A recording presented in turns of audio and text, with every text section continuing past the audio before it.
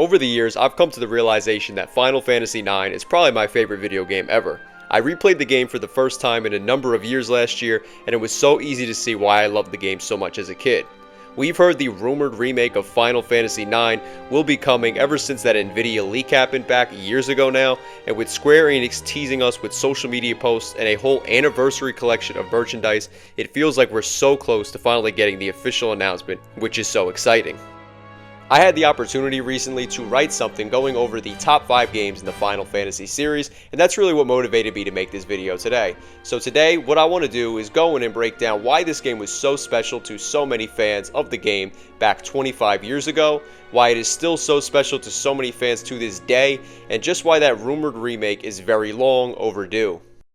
With Final Fantasy IX possibly being my favorite video game ever, it goes without saying that it is definitely my favorite game in the entire series. I always try my best to be objective, and I will say that I do think Final Fantasy VI is probably the best game in the series for a number of reasons, but Final Fantasy IX has always been the one that I've enjoyed the most and has been very special to me. While I think Final Fantasy VII might have the most memorable ensemble of characters, I think Final Fantasy IX's crew of characters are still extremely lovable, and there's a reason why many fans and writers have listed VV Ortimer from this game as the best character in the entire Final Fantasy franchise.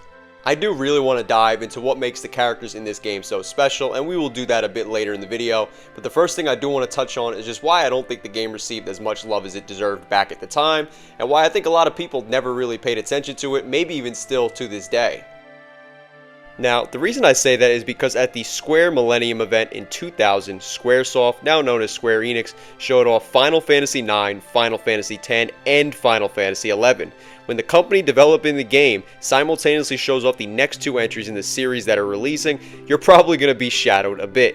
It also didn't help that the game released on the PlayStation 1, which was looked at as dying hardware at that point pretty much, due to the fact that the PlayStation 2 was set to release that same year in 2000. This is definitely one of the reasons that I think a remake is needed, because man, this game on PS2 hardware, never mind current hardware, would be an awesome thing to see. I see this post on social media all the time asking why so many 6th generation games looked like this, and honestly it's really just that they wanted to show off how much better the water looked on the new generation of consoles, and just how much of a hardware leap we truly saw from the 5th to the 6th generation. And I say all that not to ramble on, but really just to say that I wish we got a fully voice acted and 3D Final Fantasy IX. I will say though that Final Fantasy IX would not be the same game that it was if it was the first game in the series to make the jump to the PS2, as the following game, Final Fantasy X, which did make the jump, was really designed to show off just what the PS2 hardware was capable of at the time, and you can tell just from a lot of the water scenes that there are, and especially with the introduction of Blitzball. Also, with just how rough the voice acting is in Final Fantasy X. What am I supposed to say? You tell me it's my decision! But I don't have a choice, do I?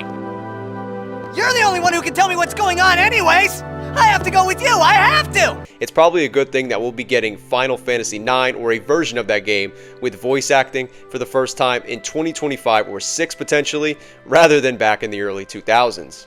Regardless though, even with future hardware and games in the series working against it, Final Fantasy IX still managed to be a great game, and the game that I believe represents what a Final Fantasy game should truly be. I think it's also important to note that yes, this is the highest rated game in the series on Metacritic. Final Fantasy IX is a game that I would say kind of masquerades itself as being so innocent looking and goes with a more childlike and cute art style while containing such a deep and dark tone that the gamer certainly won't expect upon starting up the game. The characters are extremely charming and made me adore them, arguably more than I did with the cast of Final Fantasy VII, which like I said might have the best ensemble of characters in any Final Fantasy game. Most importantly, the game returns to the fully medieval setting for the first time since Final Fantasy V, and that's such an appreciated decision. After multiple games embracing futuristic approaches and environments, going back to the basics simply just worked. The story is extremely well paced and does a great job of making sure that the growth, development, and progression of each character simply isn't rushed.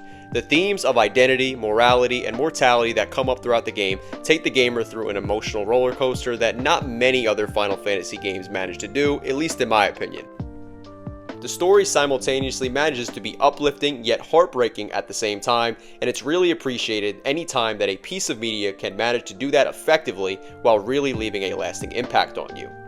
The game follows its main character Zidane, who kidnaps Princess Garnet to help with a plan by the neighboring nation of Lindblum. Garnet's mother, Queen Braun, started a war with the main focus of the game being trying to take down Queen Braun with the very diverse crew of characters that accompany Zidane and Garnet. Zidane is a flirty kid with a monkey tail that is nothing like the two previous Final Fantasy protagonists, Cloud and Squall. Zidane clearly is interested in Garnet, but all she really wants to do is escape from her castle, which allows Zidane to capture her very easily. This also leads to Steiner entering the fray, as he is the captain of the Knights of Pluto, who is trying to track down and return Princess Garnet, and he ends up joining your very diverse crew of characters as well. I also absolutely love the two party members or characters, Vivi and Kina, for very differing reasons. Vivi is a black mage that is kind, innocent, and constantly questioning things about himself and his own life throughout the story. Vivi's lack of confidence, fears of the world, and loyalty to his friends make him very lovable and a fan favorite for very understandable reasons. I don't think this is much of a spoiler since I mentioned before that the game focuses a lot on mortality, but skip ahead if you don't want to get a scene from pretty early on in the game spoiled, as I'm going to talk about that right now. That scene would be the one where Vivi is learning about death and how black mages just stop. That scene was really tough to watch, especially with a character like Vivi, who, like I said, really just has an innocent nature to himself. I feel like most of the mortality touched on in this game really centers around Vivi and his own fears of death, and with a character like his that looks like he's straight out of a DreamWorks or Pixar movie, it can be rough to see. I think Vivi is the best character in this game, and it's crazy because he's not even the main protagonist, but that just shows how great of a character Vivi truly is. Kina is another character that I love as well, and Kina is a non-binary or genderless blue mage that loves their friends as well as food.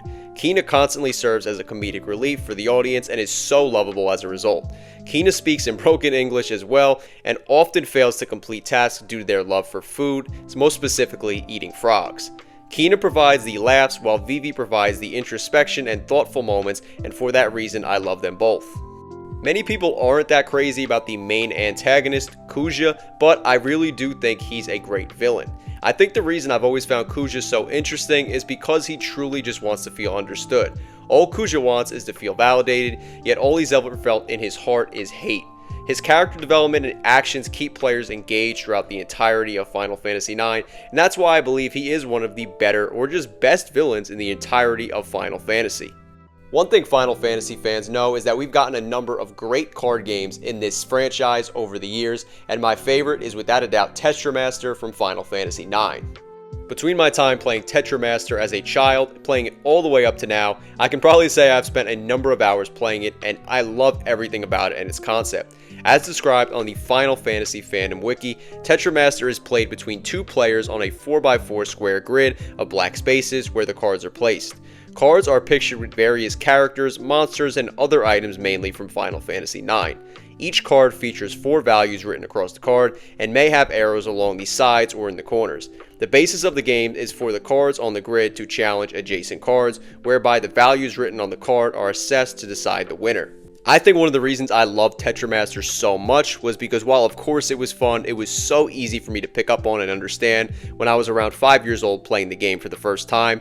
And while I really enjoyed something like Queen's Blood in Final Fantasy VII Rebirth, Tetra Master will probably always be my favorite card game spawned from the Final Fantasy franchise. Getting back to the main focus of the game, I will say that I really did enjoy the combat and love it in this game. The game is a turn-based JRPG similar to the Final Fantasy games that came before in the franchise, and in my eyes is kind of the final traditional game in the franchise due to the fact that the next game, Final Fantasy X, used the sphere grid leveling system rather than traditional JRPG leveling. Final Fantasy IX is the final game in the series to use the traditional active time battle system as well. I will say though that I am aware of the fact that many people are not a fan of the combat system in this game, as it's definitely on the slower side. I've even seen many people describe the combat system as sluggish, and I think if this is the case, definitely grab the port of the game that released on the PlayStation, Nintendo Switch, or PC, as it includes a 2x feature which allows you to double the speed of the game and make the combat go by much faster. Of course, with this being my favorite game in the Final Fantasy franchise, I do have to shout out the game's soundtrack as well. The music is just so well done in this game, and the track that plays in the overworld will probably be stuck in my head for the rest of my life. Also, the song Melodies of Life is one of my favorite songs in any game ever, and it's probably the most beautiful way to send the player off at the end of the game as well. With other phenomenal tracks like Song of Melodies as well as the themes for the different characters, the soundtrack perfectly helps paint the picture of Gaia, Alexandria, and just the game in general. With that said, I definitely need to pick up the 25th anniversary vinyl that will be releasing in July. Final Fantasy IX is really just a phenomenal game, and I think it's a product of the time and the hardware that it was on. With us getting a fully remastered and reimagined Final Fantasy VII Remake trilogy, I wish Final Fantasy IX would get that same treatment, as well as even Final Fantasy VIII. I will show love to that game as well.